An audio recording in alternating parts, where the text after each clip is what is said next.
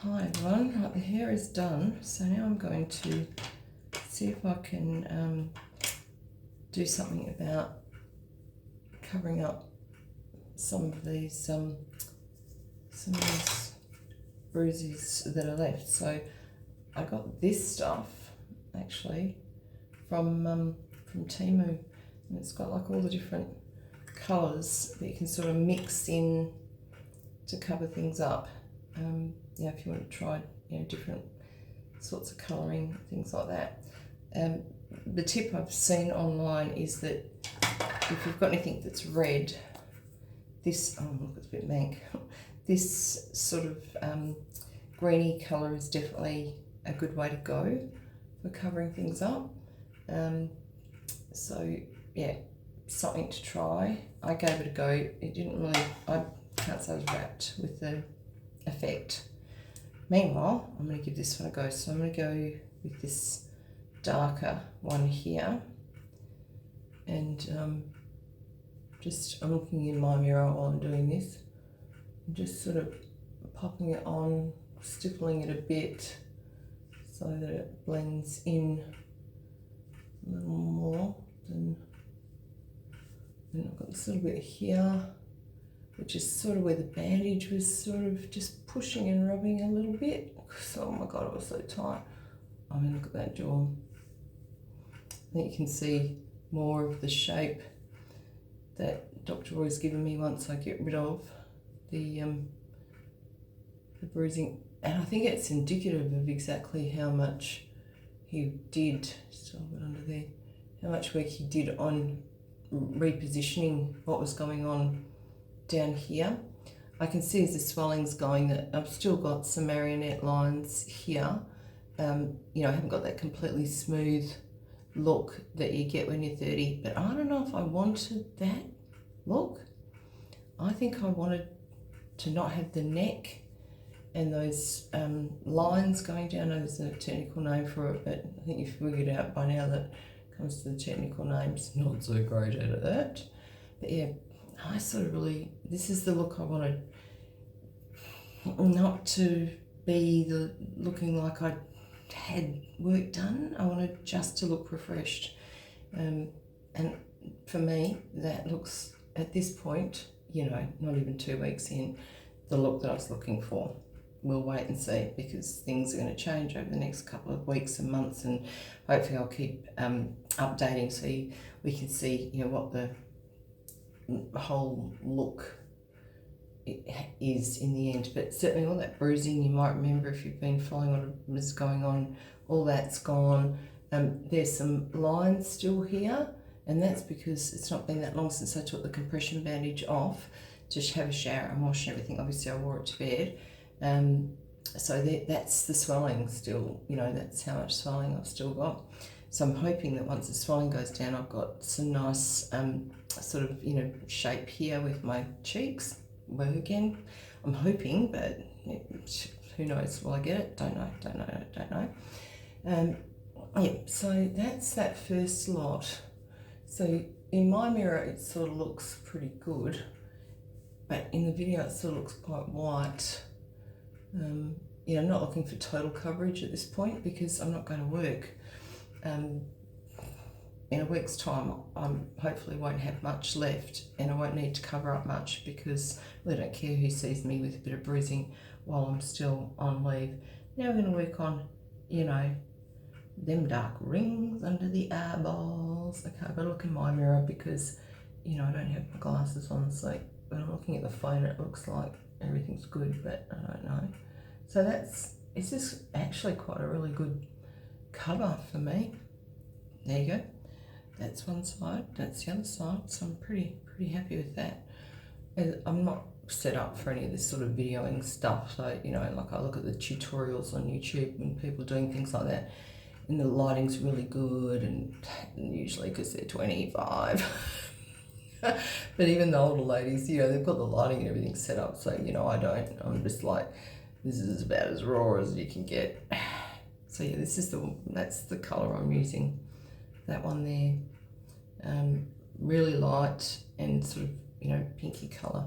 So I've got a bit of a darker sort of complexion anyway.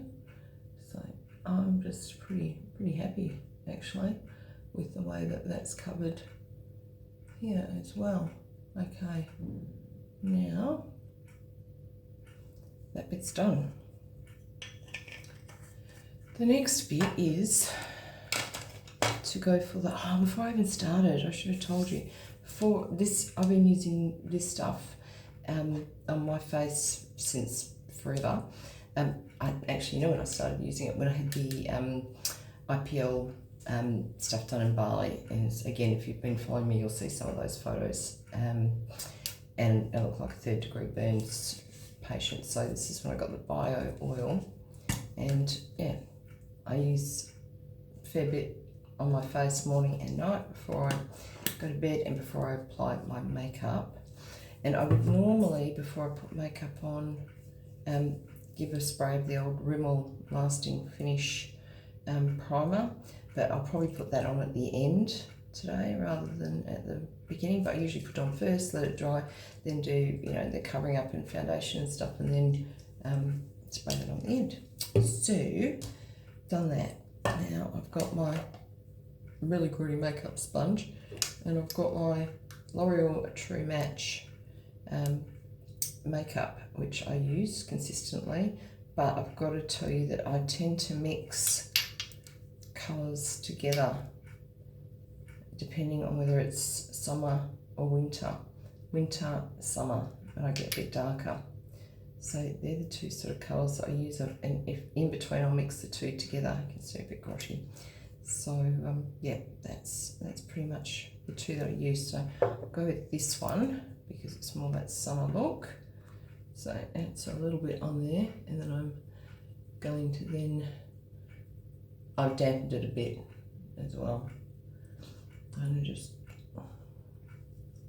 put that on top of where I've covered up. Okay, I'm not going too close to my ears and my stitches because the hair's covering it, and I don't think there's a need to do that. I don't want to put any more gunk anywhere near things that are healing than I can. So you can still see a little bit, not really phased at this point about that. You know, I think I could go out in public without people thinking, you know, that I'd been in a horrific road accident or anything. And not get the looks I was getting, obviously, when I had the really bad bruising and I was heading out in Bali, and it was a right sight for everyone. Sure topic of conversation for most of the Aussies in Bali who saw me. What the hell happened to that woman? Mind you, they're going to see more of us as time goes on because there's so many more of us that are going over there for this sort of treatment, and we're not going to be stuck in our hotel rooms all the time. You know, you want to go out occasionally and catch up and do stuff, and at least have something to eat somewhere that's not your hotel room as you get, you know, a bit further along. Alright, again, I'm not going to go too far up into any of those nooks and crannies because I don't want anything to sort of, if I'm sweating, drip down into my stitches area. I'm just being really ultra careful about that at the moment. So that is getting that base on, which is, oh geez, that is N4 is the colour of that one. So neutral 4 is the one I use in summer, and in winter it's N2.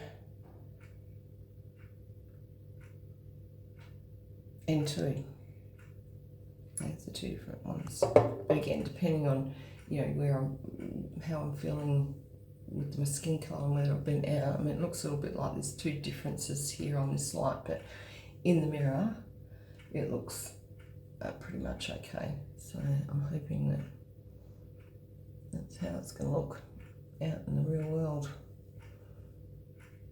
The reason it's looking a bit different is because I've got this light thing on the phone, which is supposed to help people seeing what's sort of going on. Okay, that is the best I can do, I think, covering up. I could go back in, do a little bit more, maybe use some powder, I'm not a big fan of powder because it just makes my skin dry, makes the wrinkles stick out and all that sort of stuff. So I don't do any of that bizzo if I can avoid it. The other thing I would normally use on a weekend rather than makeup would be my BB cream, which I really love. I think that's it's a really cool cream, and I use this all the time in Bali. I never wear foundation in Bali. I never wear this BB cream because it's got a 50 plus skin factor protectant as well, and it just makes your skin nice and dewy. Okay, so I'm going to go in and do a bit more makeup and then I'll take a photo and show you.